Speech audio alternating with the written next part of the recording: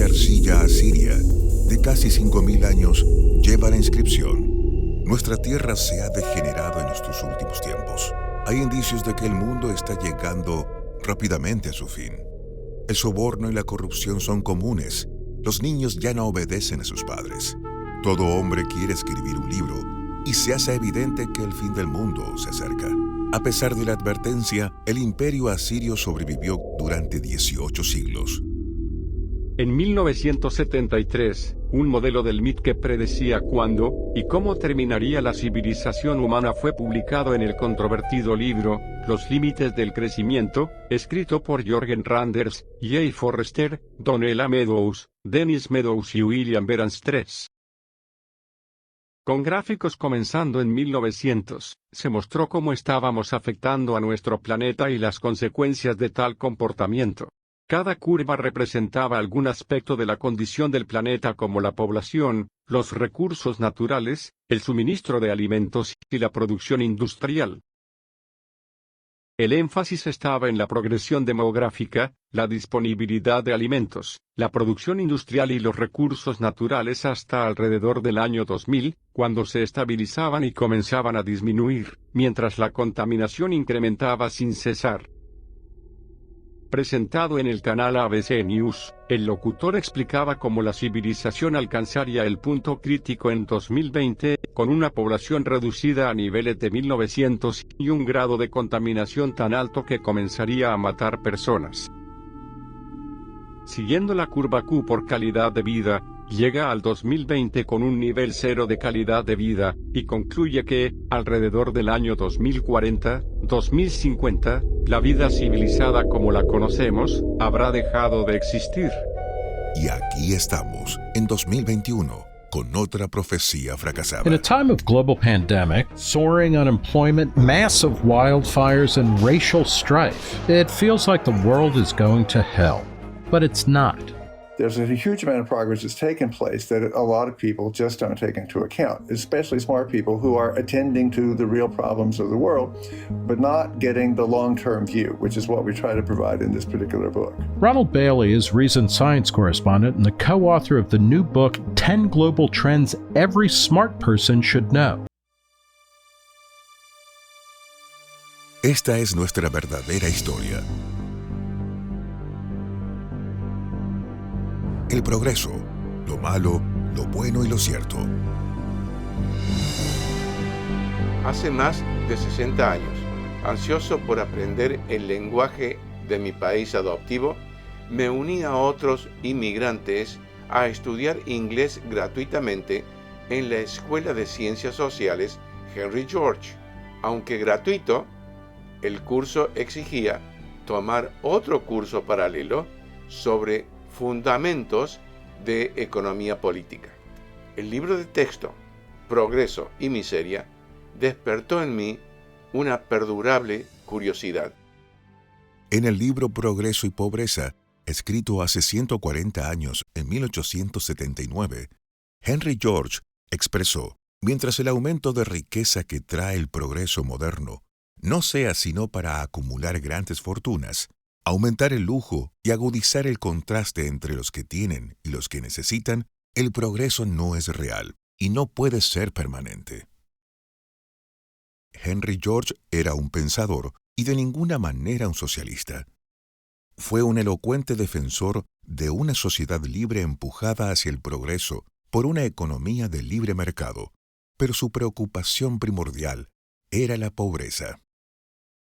Muchos elogiaron el pensamiento de George, incluyendo Albert Einstein, León Tolstoy, Philip Wicksteed, F.A. Hayek, John Dewey, Bertrand Russell y Joseph Stiglitz, entre miles de personas. Jim Powell, del Cato Institute, escribió: Milton Friedman me dijo una vez que el libro Protección del Libre Comercio de Henry George era, en su opinión, el trabajo más retóricamente brillante jamás escrito sobre el tema. Yo me sentí fascinado por su visión del progreso humano. A lo largo de su historia, la idea del progreso humano fue honrada por algunos y desacreditada por otros. Algunos querían construir sobre esa idea, mientras que otros querían destruirla. hay quienes creen que el progreso humano es solo una ilusión, otra noticia falsa. Viendo tantas noticias desalentadoras, es fácil pensar que el pasado fue mejor que el presente. Pero, ¿quién preferiría realmente vivir en el pasado? Humanprogress.org, un proyecto del Cato Institute, tiene una excelente respuesta. Is this a bad time to be alive?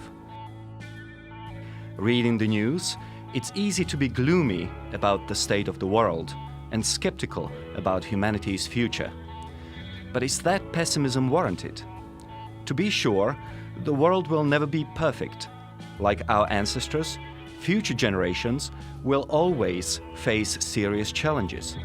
But ask yourselves, was there ever a better time to be alive? 15th century hygiene, 16th century human rights, 17th century diet, 18th century dentistry, 19th century working conditions. No, thank you. So you can kind of be bombarded with the news. I think the other thing that people need to do is to remind themselves, if it's mainly bad news that they're reading, are there other pieces of information they can go to learn about something positive? En 2014, el sitio de noticias rusa City Report decidió publicar solamente buenas noticias por todo el día, pero se encontró con que nadie quiere leer ese tipo de historias. Ese día, el City Report perdió 2/3 de sus lectores habituales. ¿Qué hace que la gente se sienta tan atraída por las malas noticias? Puede tener mucho que ver con la estructura de nuestro cerebro. El neurocientífico Rick Hansen dice que el cerebro es velcro para las experiencias negativas y teflón para las positivas. Y los medios simplemente le brindan a la gente lo que ellos quieren. Si nosotros no recibimos malas noticias, las esperamos y a veces las inventamos.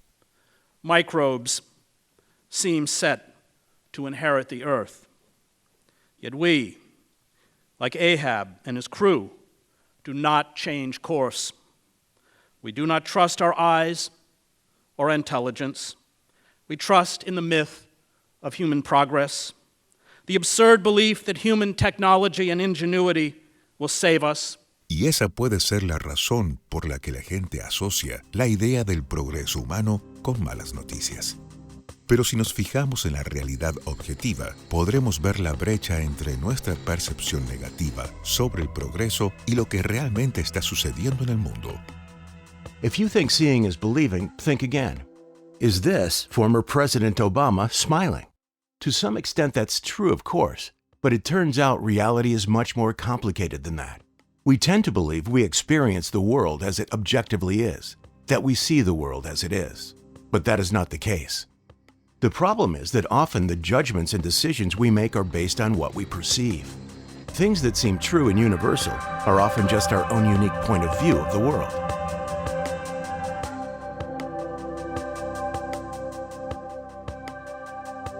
Take a look at this image. What we see is the famous Leonardo's Mona Lisa. But is it really? It is not. It is just an illusion, a reflection on a rounded mirror of a distorted image on a piece of paper. It is an anamorphic image. That is the real thing. We see the Mona Lisa image if we see it from just one particular point of view, from a singular perspective. From all other angles, it is an uninformed, twisted blob like this. While it is true that everyone perceives reality differently, reality does not change to adapt to our viewpoints. Reality is what it is. Reality is factual. Factual is truth. This is useful to know, especially now when we are fighting a barrage of disinformation mired in social political turmoil. If we understand how what we see and think can be manipulated, we might see the world as it is, rather than as we are led to believe. El concepto de progreso está asociado a la idea de que la condición humana mejora con el tiempo. Pero, ¿qué es el progreso? ¿Simplemente una ilusión para sentirnos cómodos? ¿O es una realidad de impacto mensurable en la vida humana? Hay mucha gente que piensa que no ha habido progreso, pero creo que eso es un error. Obviamente que si uno observa distintos indicadores, hay momentos en que el progreso ha sido significativo y luego hay retrocesos, pero la tendencia es hacia cada vez mayor progreso. Progreso material sin duda, y eso lo puede constatar cada uno pensando en cómo se vivía cuando uno era niño, cómo se enfrentaban las dificultades, por ejemplo, en temas de salud, y cómo se vive ahora y cómo se enfrentan ahora. Sin duda va a llegar a la conclusión de que ha habido progreso. Sin embargo, muchas personas están mal informadas, son pesimistas, o ambas cosas. La estadística de nuestro mundo en datos muestra que la mayoría de nosotros desconocemos cuánto ha cambiado el mundo. Más del 50% de las personas en todo el mundo cree que la pobreza extrema está aumentando, mientras que datos del World Vision Org y el World Bank demuestran que ha estado disminuyendo durante 2 siglos, con creciente velocidad en las últimas décadas. En el libro, 10 tendencias que toda persona inteligente debe saber, de Ronald Bailey y Marian Tupy, el Banco Mundial muestra el 42% de la población mundial todavía viviendo en pobreza absoluta en 1981. Eso es la mitad de la existente en 1820. Lamentablemente, por primera vez en una generación, la carrera contra la pobreza extrema comenzó a revertirse en 2020. La pandemia de COVID-19, sumada a disputas regionales, el cambio climático y un conflicto armado territorial, se sumaron para frenar el progreso en la reducción de la pobreza. Pensemos en esto por un momento. Por ejemplo, según una encuesta en 24 países, el 87% de las personas entrevistadas cree que la pobreza se ha mantenido igual o ha aumentado. Sin embargo, en 1800, alrededor del 90% de la gente vivía en pobreza extrema, pero en 2015 casi el mismo número no vive en pobreza extrema.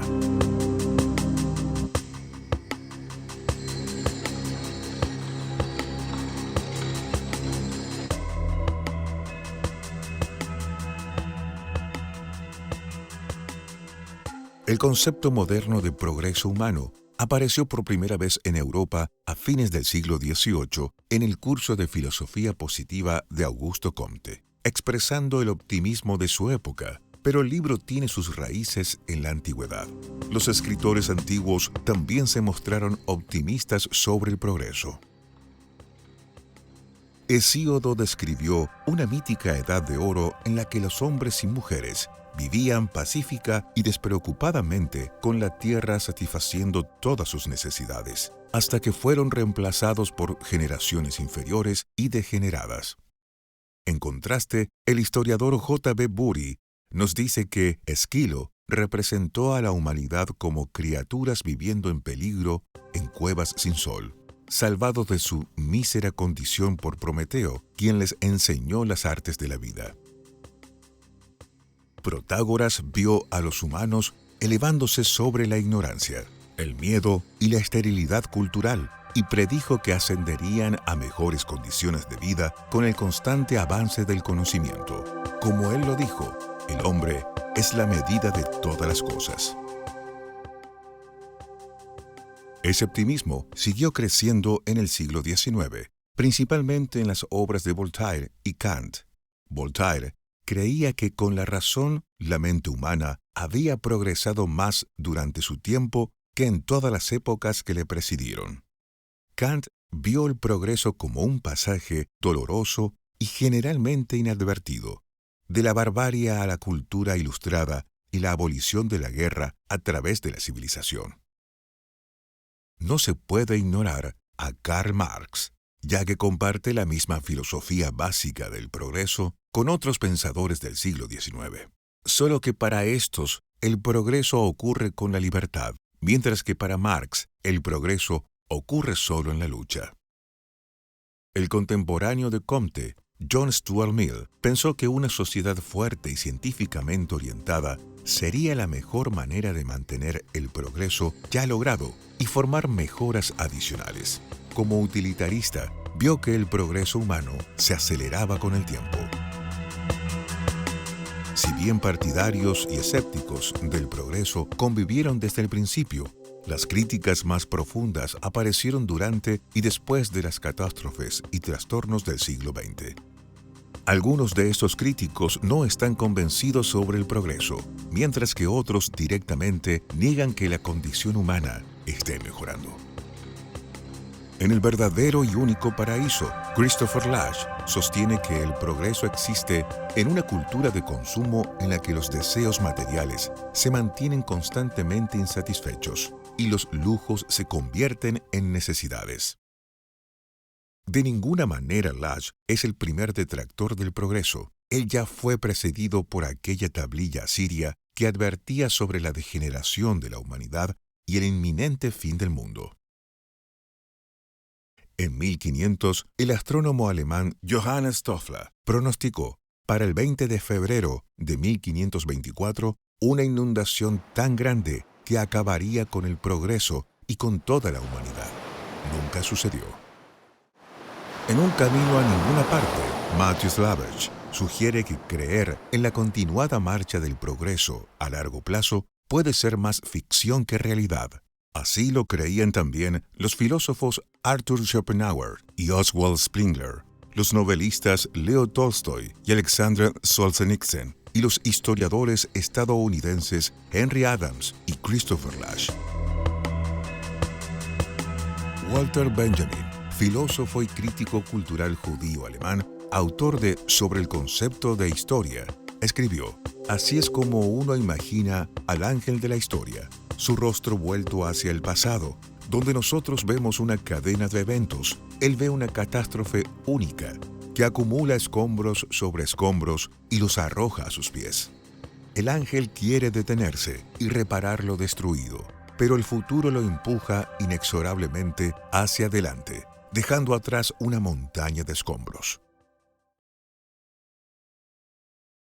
El filósofo político John Gray sostiene que creer en el progreso es el Prozac de los intelectuales. In my view, progress in science and in technology is a fact. It's progress in ethics, in politics, in civilization, which is a myth. En contraste con la visión pesimista de John Gray, el psicólogo evolutivo Steven Pinker sostiene que el progreso es vacilante e incompleto, pero inconfundible. Progress does not mean that everything gets better for everyone, everywhere, all the time. That would be magic, not progress. Gray, el pesimista, sugiere que no hay esperanzas de progreso ético y político, mientras que Pinker, el optimista, cree que la antorcha de la razón puede iluminar el camino.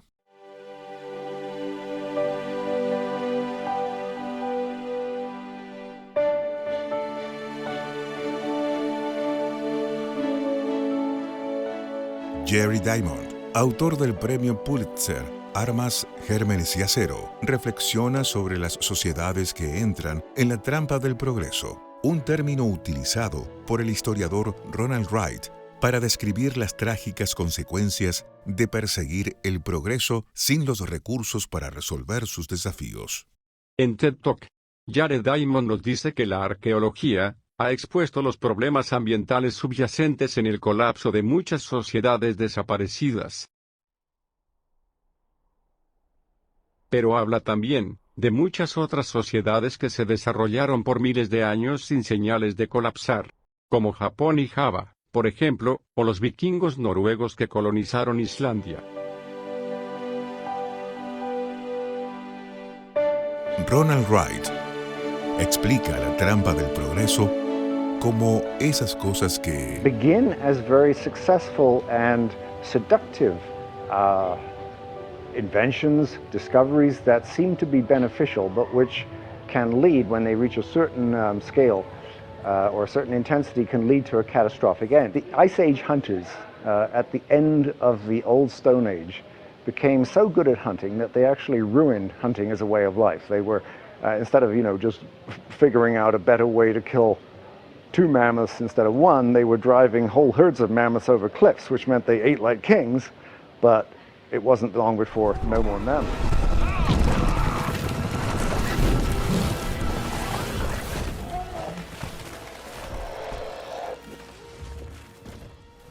Esa idea de trampa del progreso nos remite al error de Malthus. Thomas Malthus había reaccionado contra el concepto de progreso porque creía que la desigualdad social alimenta las facultades del hombre. Él profetizó que la población crecería más rápido que la producción de alimentos y que todo esto conduciría a muertes masivas por inanición y a un mundo acosado por el hambre y la desesperación.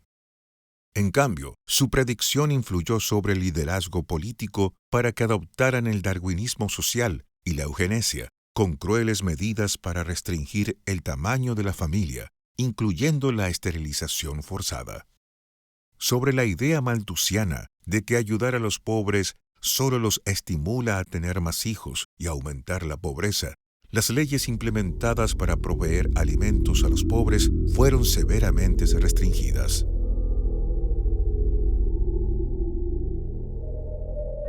Hacia fines de 1902, el biólogo estadounidense Charles Benedict Davenport se reunió con Francis Galton para compartir su mutuo interés en la herencia genética. Galton había transformado la noción de supervivencia del más apto de Darwin en un sistema de procreación humana controlada, al que bautizó como eugenesia. Davenport llevó la idea a América con la misión de transformar la raza humana mediante la procreación selectiva.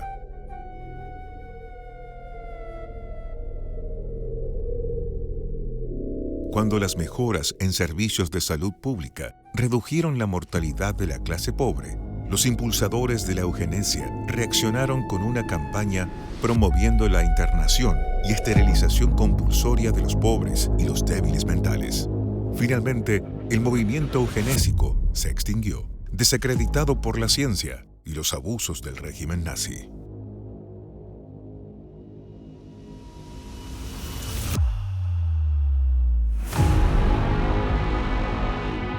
La visión negativa del progreso humano es fácil de comprender. Durante demasiado tiempo, la vida humana fue desafiante y brutal. Sin medicamentos básicos, la gente moría joven, torturada por dolores sin el beneficio de analgésicos. El hambre era habitual y las hambrunas comunes, así como la ignorancia y el analfabetismo.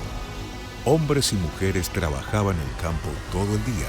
Sus medios de comunicación eran primitivos y no conocían el mundo más allá de sus aldeas nativas. La visión positiva del progreso humano proviene de hechos observables sobre el creciente nivel de vida material de la gente común, como la reducción de la violencia, la disminución de muertes por enfermedades y epidemias, y la reducción de la pobreza, la desigualdad, la ignorancia y la opresión.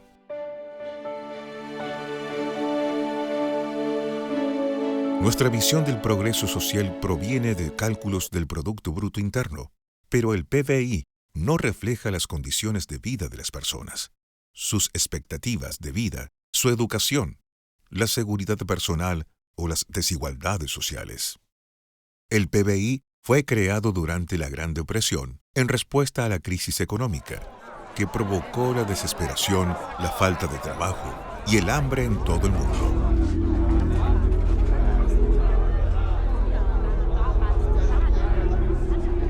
En 1937, el economista Simon Kuznets formuló el Producto Bruto Interno para registrar la recuperación de la depresión midiendo la producción económica de un país. Impulsado por las necesidades de tiempos de guerra, el PBI fue revisado por John Keynes durante la Segunda Guerra Mundial. Él sabía que el PBI cuantifica la actividad económica, no el bienestar social, como había advertido anteriormente Simon Kuznets. Con el tiempo, el PBI se convirtió en la herramienta estándar para calcular la economía de un país. Como dijo Robert Kennedy. Our gross national product now is over $800 billion a year. Yet the gross national product does not allow for the health of our children, the quality of their education, or the joy of their play. It measures everything in short, except that which makes life worthwhile. Años más tarde, El economista Amartya Sen redefine el bienestar humano como algo más que las posesiones materiales. Él incluye la salud, la seguridad personal, la educación y el conocimiento. Amartya Sen, Geoff Stingles y Jean-Paul Fitoussi produjeron el informe Sarkozy de 2009. Sus conclusiones con recomendaciones e instrumentos de medición del bienestar humano fueron publicadas en Mal midiendo nuestras vidas. En 2011, la Organización para la Cooperación y el Desarrollo Económicos publicó ¿Cómo va la vida? Medición del bienestar, donde proporciona anualmente un panorama sobre el bienestar de las personas en los países miembros de la OCDE. What do we all share? A hope for a good life, a better life. Imagine a world that provides healthy and fulfilling lives, a decent income and access to knowledge and skills, a clean environment, well-being, and a sense of belonging. The OECD helps build this world. En total, con foco en el bienestar, los economistas propusieron más de 200 iniciativas, incluido el Índice de Felicidad Nacional Bruta, FNB, y el Índice de Desarrollo Humano, IDH. Nueva Zelanda fue la primera nación que incorpora medidas de bienestar en sus políticas internas. Our plan is through the wellbeing work that we're doing, a living standards framework, and our wellbeing budget. Mientras la creencia en el progreso y la capacidad de la humanidad para mejorar su circunstancia se ha debatido acaloradamente desde la antigüedad, la historia muestra una constante marcha en el mejoramiento de las condiciones de la vida humana. El progreso es evidente en las mejoras en la vida pública, la civilización y el comportamiento ético. Sin embargo, la más obvia y más ampliamente aceptada mejora en el bienestar humano son más y mejores años de vida, reducción de la mortalidad infantil y una mejor y más accesible educación. Por cierto, existen razones para que la gente sienta nostalgia por el pasado y tenga una visión pesimista del futuro. Los descubrimientos científicos mal utilizados, una prosperidad no siempre correlacionada con el bienestar, políticas sociales bien intencionadas que a menudo crean tantos problemas como los que resuelven, gobiernos cediendo bajo el peso burocrático o convertidos en tiranías, y un fanatismo religioso cada vez más enardecido en un mundo cada vez más secular. En este contexto, vamos a explorar la realidad del progreso humano, como lo hacen algunos de sus investigadores y pensadores más ilustrados. Si esta visión del progreso humano parece inapropiada para estos tiempos, recordemos que la idea del progreso de J.B. Bury se publicó en Inglaterra 2 años después del fin de la Primera Guerra Mundial y en Estados Unidos durante la represión y la emergencia del nazismo. Quizás el optimismo no tenga sentido sin la desesperación, como la luz no tiene sentido sin la oscuridad. Entonces, ¿es el progreso humano una ilusión o un hecho? Hoy, la expectativa de vida en Hong Kong es de 85 años y en la República Centroafricana es de 54 años. Un extraordinario logro humano descrito por Steven Johnson en su célebre libro y documental de PBS Extra Life. If you were born in 1900, you could expect to live, on average, just 32 years. Today, global life expectancy is more than twice that. It's one of the greatest achievements in human history. Today, as the world grapples with another deadly pandemic, we reveal how data became one of the most powerful tools we have in the fight for extra life.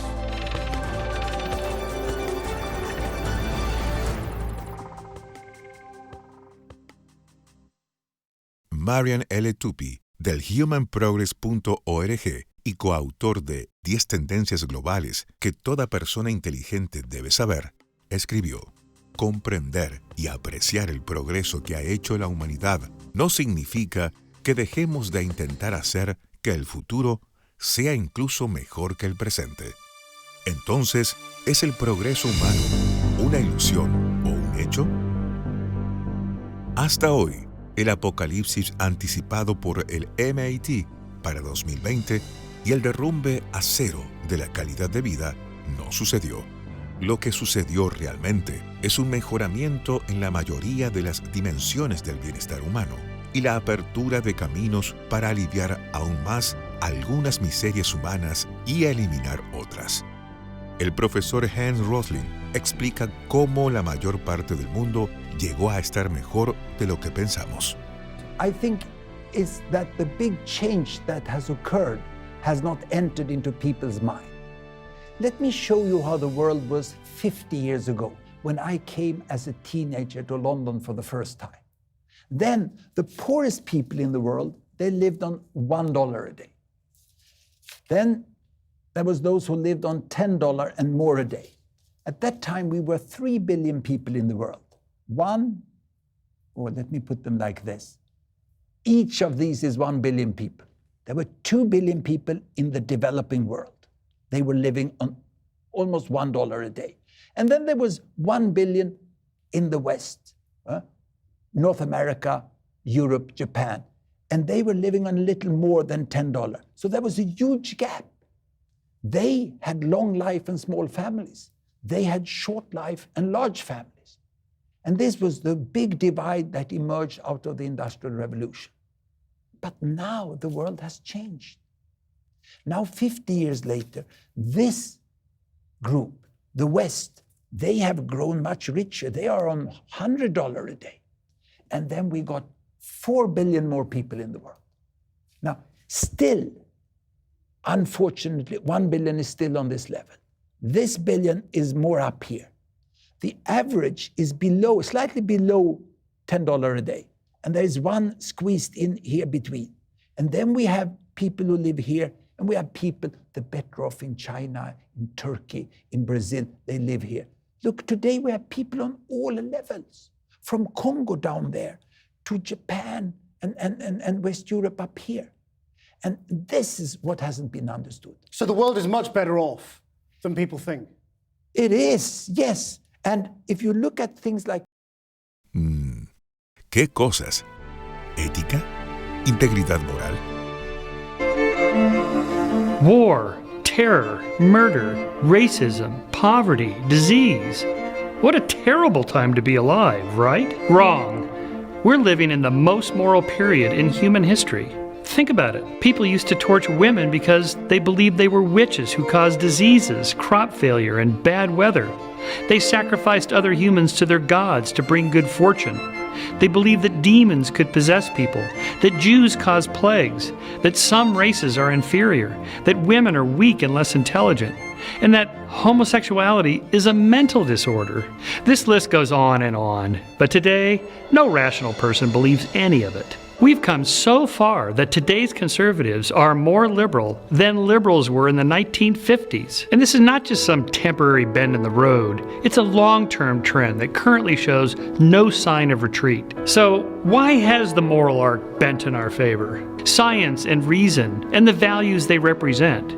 For instance, causality, actual causality. We no longer burn women at the stake because science replaced the witch theory of causality with a scientific worldview. Instead of human sacrifices to assuage angry weather gods, the meteorological sciences gave us a far more accurate model of weather and climate. We stopped enslaving other races and subjugating women because the biological sciences confirmed the humanity and the equality of us all. And instead of the supernatural belief in the divine right of kings, we now have natural rights and civil liberties. In my book, I document these positive trends and how science and reason have led us toward moral progress. From disease and climate to racial equality and animal welfare, science has not only helped us to answer questions of fact and value, but it has made it possible for us to ask the right questions in the first place, without the distraction of superstition or the supernatural. For the last 400 years, science has been showing us the way,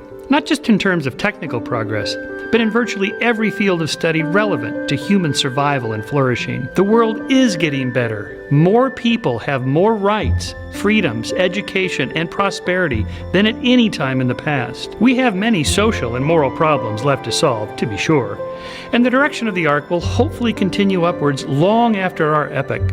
So we are by no means at the apex, but there is much evidence for progress and many good reasons for optimism. Sonríe.